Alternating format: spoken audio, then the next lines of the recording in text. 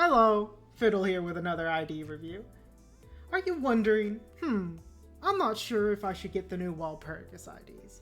So I'm gonna go to Fiddle's videos and I'm gonna ask him. I'm gonna see what his answer is.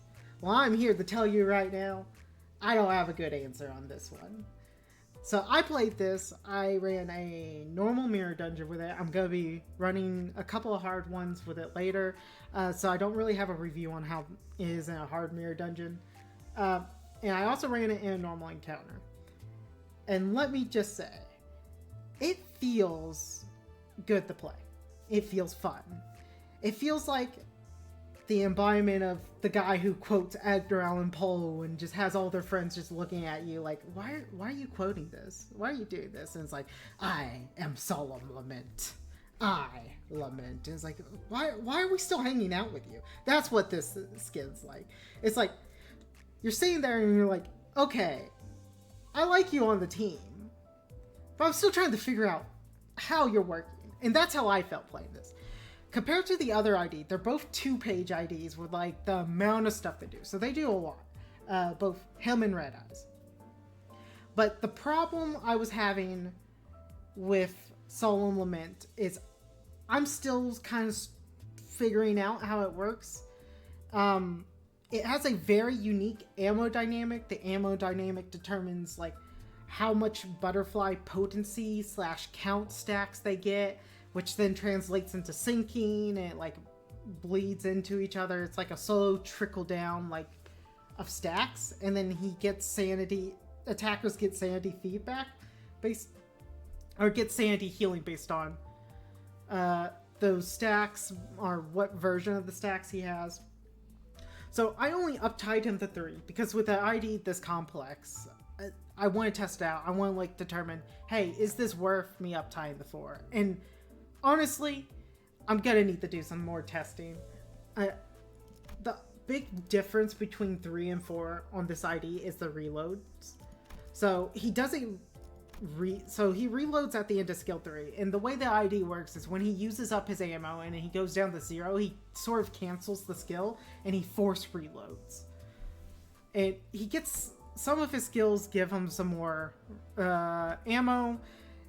What ammo he has again determines the stack, so he has different potency and count, and he randomly fires between those, and based on his sanity levels determines like what your chance of getting that version of the ammo is. I really wished that they had separated these into 2 separate unique buffs. I wish the Living and the Departed were 2 separate ammos. I don't like them being combined into one because for visual clarity, it's kind of hard to grasp like which side's what, how much ammo do I have. He's just he feels like a mess. He doesn't feel bad. He feels really good to play. After playing him during the runs I was doing, I didn't run into any ammo problems whatsoever. Like I didn't need the force reload, and I didn't feel like I needed the force reload with him. So I'm not sure. Right now, my evaluation is I think he's fine sitting at uptie 3. One thing to mention is when you uptie for him, he gets some more clash power. 1 more clash power. It's like, okay, whatever. +1 clash, I can live without. It helps, but you don't have to have it. This one max a 2, so this is a +4. +4 can help a decent bit, but you already have to have the sinking value built up. So it's a later thing. You can live without it. And on this one, this max 4, like it's base power, so it's basically just an additional +2 on the normal, which again you can live without it. The big thing you get is more damage, like normal when you uptie 4. A lot of uptie 4s a lot of IDs get their core mechanics on uptie 3. This, like a lot of them, just gets slightly better and more damage going into the uptie 4. It doesn't get as much damage as something like Wild Hunt Heathcliff. Wild Hunt Heathcliff gets big damage bonuses going to uptie 4, where this one's less so. It's a slight damage bonus here. The big thing you get is you get a nice shield. This is a really nice shield. 20% of your max HP is nothing to scoff at. And his defense, you're very much encouraged to use his defense if you need the reload. And the thing he also gets is his combat passive. When he kills something, he reloads. So if you find yourself... I would start with an Uptide 3 if you really want this. If you want this on your sinking team, I would just sit with an Uptide 3. And if you find yourself constantly needing a reload and you're struggling because you're lacking the ammo types you want and you need more forced reloads, then I would Uptide 4. Otherwise, the 4 is not as important, in my opinion, on this ID. He also... One thing to mention about him is he is a Gloom sinking, which the other ID that he's going to compete with on a sinking team is going to be your Spice Bush. Spice Bush is still a super nuke. It's still relevant. The main difference between the two, in my opinion, is Spice Bush has built-in AoE, which is really nice. But that built-in AoE kind of has to build up. So they have a little bit of a different role there. Another thing is Spice Bush doesn't have a Gloom. So his getting a Gloom resonance with Spice Bush is much harder than this ID that has a skill 2. And with sinking teams, Gloom is important. Another thing to note with him is I never felt like there was a good opportunity to use a ego with this ID. So that's one thing Spice Bush has going for it, is that Spice Bush will often be fine with the ego.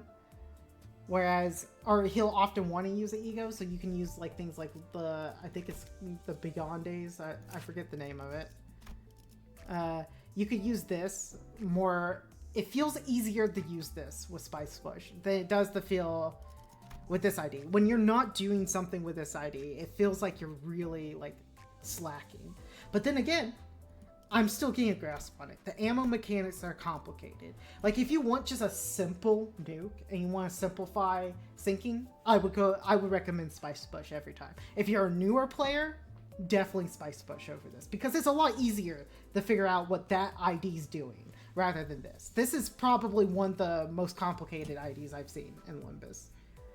So my recommendation, this is a solid, like, it's fun. I like the ding ding dings. Ding ding. All the noise it makes with its guns. It's like Dante with depression going through his emo phase. So it's definitely a thematic. It's definitely a fun ID. But it is complicated. You do have to do a lot to use it effectively. At least that's how I felt. I may have a different opinion here in a couple weeks when I use it more. But for now, I would say 7 out of 10 personally. It's a little bit too complex in my opinion. Whereas like you could just go with the simpler option that is Spice Bush that does have that built-in AoE. The only thing is if you really need the Gloom Resonance and you feel like you need it, this is a lot better at landing that. So yeah, with that, if you've enjoyed the video, make sure to give a like, follow, subscribe. We could always use more. And if you want to see me, I'm always live Wednesday through Friday, 5 to 9. Sometimes I'm a little late, but if you want to see me live, make sure to drop by. I love having people around.